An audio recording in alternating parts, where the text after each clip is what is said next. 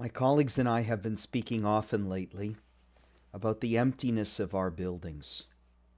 Once in a while, I walk into our empty chapel and our empty sanctuary, and it is hard not to be moved by the silence, the darkness, the emptiness. Sanctuary is a place where we experience the celebrations, the memorials, all the events that we celebrate as we cycle through the year. The joy of Shabbat, the introspection of the high holidays, the dancing of Simchat Torah.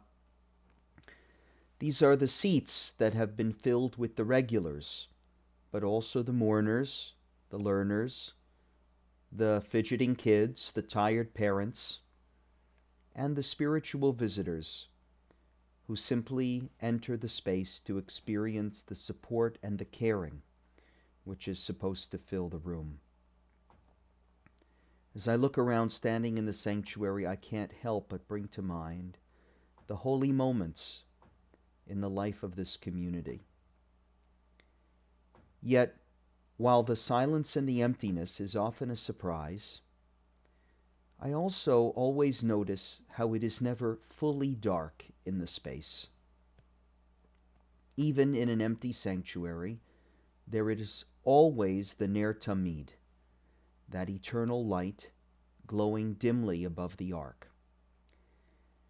Through the silent times and through all of the movement and change, the Ner Tamid remains, like a silent friend who is always there, delicately and calmly guiding us through it all.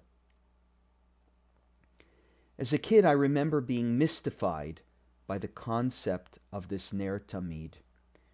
The shul that I went to used a real candle, so I thought it was some kind of magical flame that never needed changing. But even with the loss of its magical quality, that Ner Tamid still retains much meaning. When we face towards the ark, we face towards the Torah, towards the traditions and the stories of our people, but we also always face the Ner Tamid, the eternal light, the continuing presence, which has shined its light through all the winding roads of our history and through the journey of our own lives. Because of that light, our sanctuary is never fully dark. As we make our way through the story of the Exodus in the Torah reading this week, we are reminded of the powerful ways that light has kept our lives and community strong. This week, we encounter the last of the 10 plagues: locusts, darkness, and the death of the firstborn. Each of these plagues causes great suffering, but the plague of darkness requires, I think, some special examination. The Torah describes a darkness that is not just the lack of light, but an overwhelming darkness which takes hold of the Egyptians like no other kind of suffering. It is not just a physical darkness, but the deepest of spiritual darkness.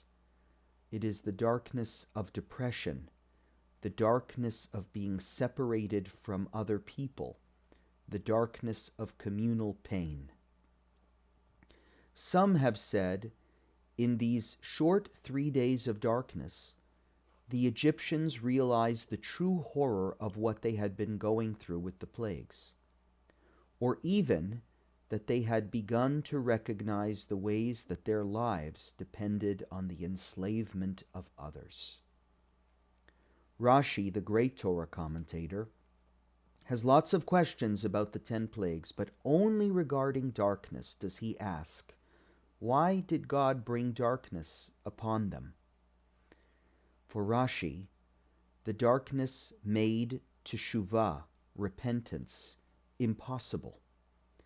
Without the ability to get up, without the ability to see or hear one another, there is no more relationship and no more community. From the Jewish perspective, that is an unbearable kind of suffering. The Talmud tells us that sleep is 1/60th of death, that it is a time when our physical bodies and our spiritual selves shut down. But the Talmud also tells us what happens when we wake up and see that first morning light. Birchot HaShachar, the morning blessings, are supposed to be recited at dawn. And how do we know when dawn is? Well, according to the Talmud, it is not when the sun rises, but when a person can recognize the face of a chaver, the face of a friend. Only when we can see other people, only when we can recognize them for the ways they are connected to us, does the darkness begin to fade away. And only then can we offer blessings. Shabbat, the day of connection to each other, begins in darkness. Every Friday night, as darkness settles on the world, we gather together for Shabbat to bless the joys of life, to take a moment to let go of the challenges, and above all, to recognize each other. That is why we light the Shabbat candles. There is no Shabbat unless we can see the light reflected on each other's faces. And then, guided by that light, we wish each other Shabbat Shalom.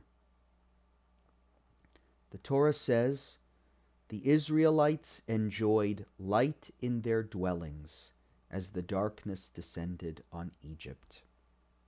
The Israelites enjoyed light in their dwellings. And hasn't that always been somewhat symbolic of the Jewish way? We are a people who has always clung to light, no matter how dark our surroundings have been. That simple greeting of Shabbat Shalom, it is a recognition of relationships, a reminder to the person whom we greet and to ourselves that we need each other, that we are a community of individuals waiting and needing to connect and bring light to each other's lives. This has been a difficult time for all of us, certainly a time of suffering and disconnection, you might say a time of darkness. But it has also been a time of tremendous good deeds and solidarity, things that we really ought to focus on.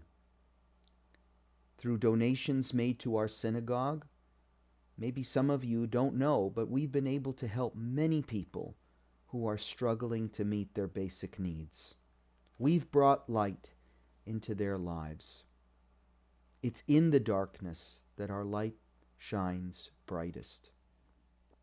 Our Zoom programs and those produced by other Jewish institutions have rekindled an incredible interest in Jewish learning. Myself and all my colleagues marvel at the numbers who are attending our lectures, who send us emails, who respond to us. We've never seen such interest. And similarly, though we can't be together in shul, I hope our daily virtual minyanim from Beth Tikva and our sending out of messages just like these have helped bring some light into your lives. After the plague of darkness and the final plague of the firstborn, Pharaoh finally relents and lets the people go. Moses says that they all must go, people and animals alike, and then says that, I quote, they will not know with what they will worship God until they arrive there, end quote. They will not know. For Moses and the Israelites, their future is not set in stone. They have only just begun their journey towards freedom. They don't know what they will see. They don't even know how they will make sense of their ever-changing reality. But one thing is for certain, that it is a journey they need to be on together. They need the light of each person serving to guide them there.